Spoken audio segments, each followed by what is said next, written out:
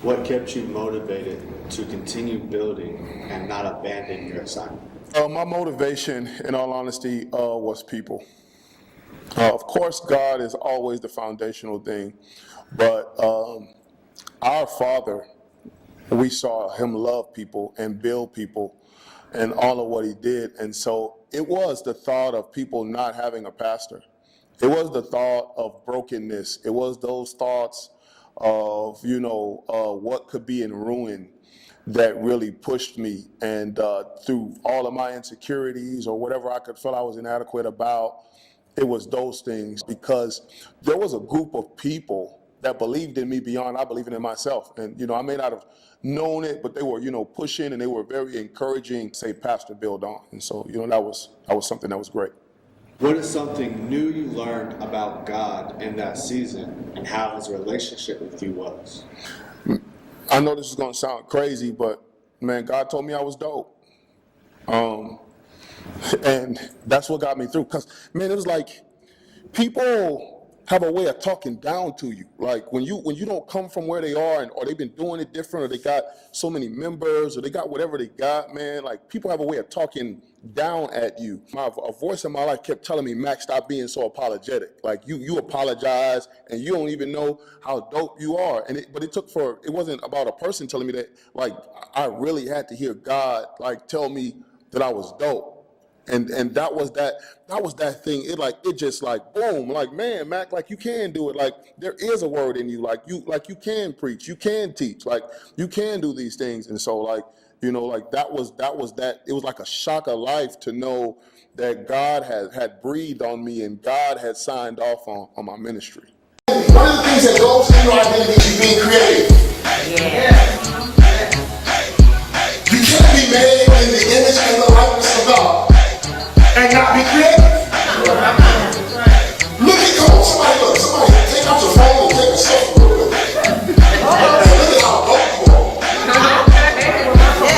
I mean, if you don't feel you know, then that's your problem. I'm talking about like, look at how creative he was when he made you.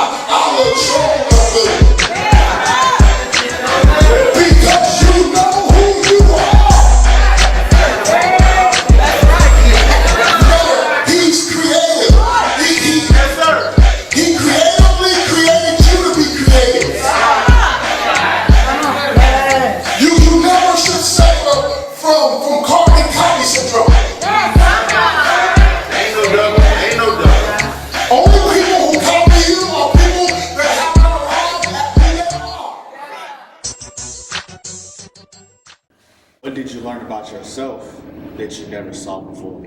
I didn't know I had gifts. I knew I was talented.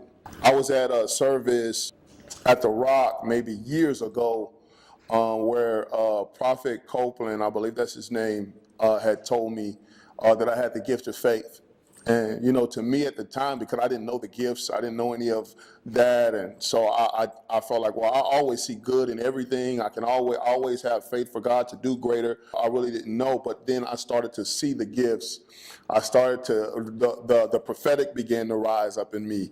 The thirst for deliverance began to rise up in me. So it was so much that began to rise up. It really began to teach me that I was more than what I gave myself. Like I had so many limitations on my mindset, but God had unlimited things that he wanted to give me. If you could go back and tell yourself one thing at the beginning of the process, what piece of advice would you give yourself? Man, that's a great question. I think the main thing that I would tell myself is to be secure in the assignment.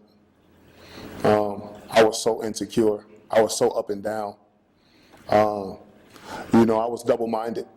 I can say that now. I probably didn't know it then, but I was so double-minded. I would definitely tell myself, be secure and stay focused. Like, that would be it. Be secure and stay focused.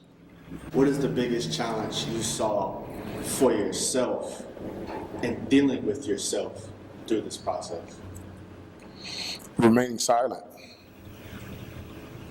There was times when I felt like I should have been more vocal. There was times where I felt like I should have came out and did more. I should have came out and did it a certain way. And shutting up was possibly that's the thing. Like, it was because I was so, at a point in my life, I was so confrontational and subliminal with my social media and all of the other stuff. And like, so having to control and, and have a muzzle, man, that was.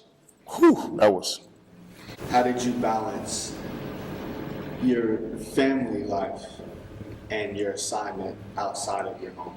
Where I am now is completely different, but, I did it wrong early. I was so church that, it hurt dating when I was dating. So, then when I got married, I was still kind of church. And then I realized, that my first assignment, my first ministry is my family. And so it's not, and some people are not going to like it when I say this, but it's not me balancing my family with the church. It's me learning how to balance the church with my family. Because if I'm going to do what God says and my ministry is my family first, then it's me learning how to incorporate the church.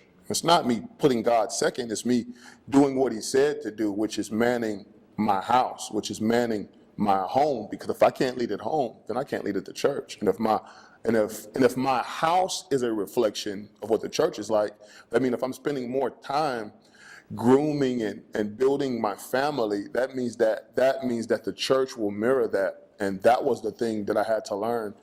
We didn't grow up not seeing balance. Like, we grew up, I was coming along when I grew up. I saw my dad who worked a job, who would go home, cook, clean, and do that, pick my mom up from work, do that. We saw him studying late, saw him studying late at night.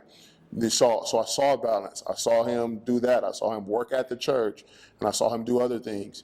So it wasn't not that it was not normal. I think that the bad look of the reason why people have an imbalanced thing in ministry is because they take a bad look at ministry.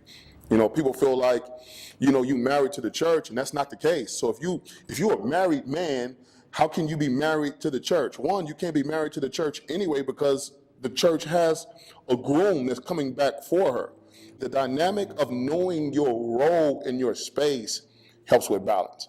But if you don't know your role in your space and you take on this marriage with something that you cannot be married to, you are part of that wedding party, you are a part of whatever. If you take that on, and you're going to lose this over here. I guarantee you, if you try to marry something that you shouldn't be married to, and you're going to lose your real marriage in your life. So that has been the greatest thing of my life. And even in building the church in the first stamps and, in our meetings with leaders, letting them know my daughter has a basketball game, I'm not here. If I got to do something with my family, I'm not here. That's what you're for. That's why we have to raise and train. So those things in the initial states of creating and building, we've got those feet in the ground already. We've got those seeds in the ground already. What was the pivotal moment of building that you felt secure that the work could be finished? When I looked, and when we started the well, from having a church that had roughly, I want to say, it was more than 100 people, to shifting to the well and having meetings and starting a church with 15 members. That was it for me. That People who could have left stayed. And people who saw something in God and believed in the vision of God that it helped them stay with me. I believe that people believed in me, but I firmly believe that God left me a group of people that believed in his vision in such a way that they stayed. And that was pivotal for me because I was used to a small knit group of believing in me. I was used to a small group. Like, people don't like pastoring their family sometimes. People don't like that. But I had a small tight knit group of people that never shifted on me. I would look up and it would be my wife and my little bro and, just a small knit, no matter where I was, no matter where I preached, no matter what I was doing, I had this little team. It was, small. And so 15 didn't look like much to anybody else. Oh, but for me, that was like super major. And they were like, Pastor, whatever we got to do, like, we're going to put it all on the line. Like, whatever it is, we're with you. Like, let's do this.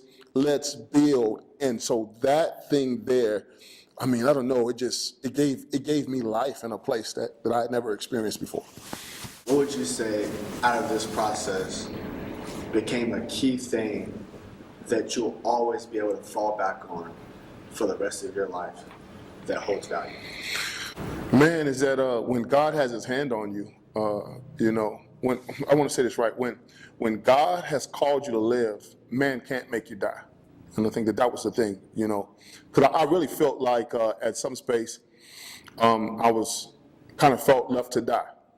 I kind of felt, like I was bleeding out for a season. Kind of felt like, I really felt that way. But, like I know God had life for me. And the life was that, I had people that came and picked me up and said, Matt, this is what you're going to do. And I see this in the world and I see this in you.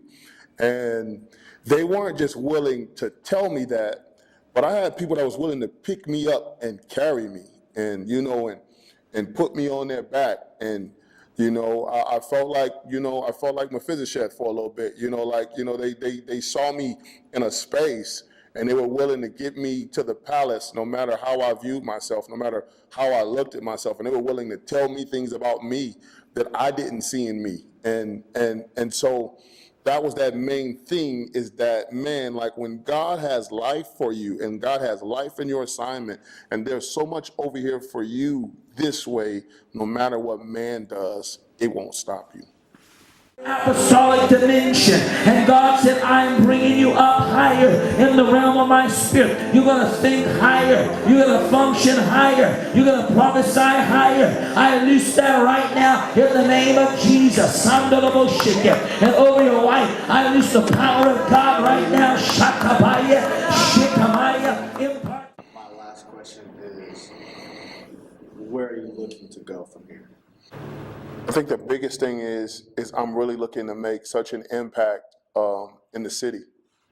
Don't get me wrong, man. And I know when you're building, some people see big platforms and big stages. And I would lie to you if I said that I didn't, want to travel nationally and do some great things and preach. I feel like there's a word in me that could actually sustain that level.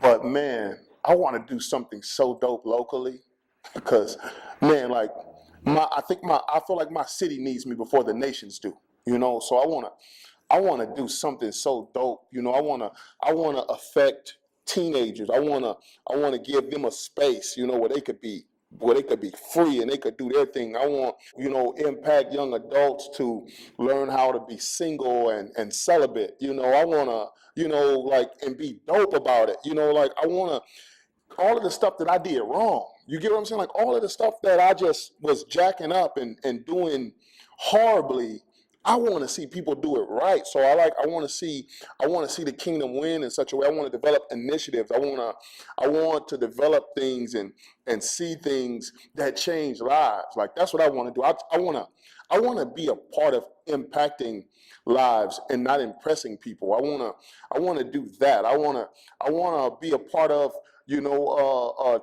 people passing, these kids passing their tests because we had a tutoring program and we had a something kind of program that helped them. I want to see homeless people go from homeless to houses and jobless to jobs. You know, like that's my whole thing. And you like people are like, Pastor, man, you ain't said nothing about the church. I think that is. I think that's like, I think that's the mission. I think that you know, winning the lost at whatever cost it takes to do it. I think that's what we should be doing, and that's what I want to do. I feel like what we're doing in this wall and in this room and here is building the leaders to go do that, like to go out, like we're raising people and getting people fed to go out, man. So like, man, that's what I want to do. I want to, you know, I want to see San Antonio well, you know, and then after I see San Antonio well, I want to see Austin well. You know, I want to see well people all over the place,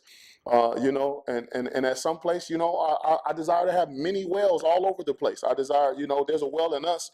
We know that. And I want to see wells in other places. So, you know, I just, whatever it takes to get there, man, you know, that's why we're doing what we're doing.